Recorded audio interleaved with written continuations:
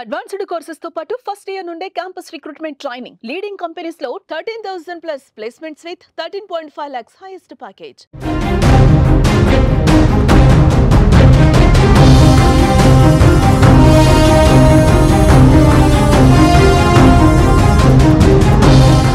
విశాఖలో అమానుష ఘటన చోటు చేసుకుంది.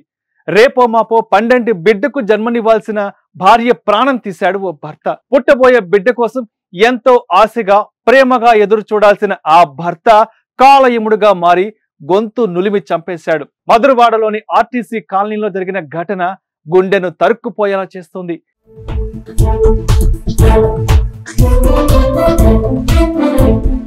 మూడేళ్ల క్రితం జ్ఞానేశ్వర్ అతడి భార్య అనూష ప్రేమ వివాహం చేసుకున్నారు. ప్రస్తుతం ఆమె 8 నెలల గర్భిణి. ఏదో విషయంలో సోమవారం ఉదయం వారిద్దరి మధ్య గొడవ జరిగింది. ఈ క్రమంలో జ్ఞానేశ్వర్ ఆమె గొంతు గట్టిగా నొక్కేశాడు. దీంతో ఆమె ఊపిరి అందక అపస్మారక స్థితిలోకి వెళ్ళిపోయింది.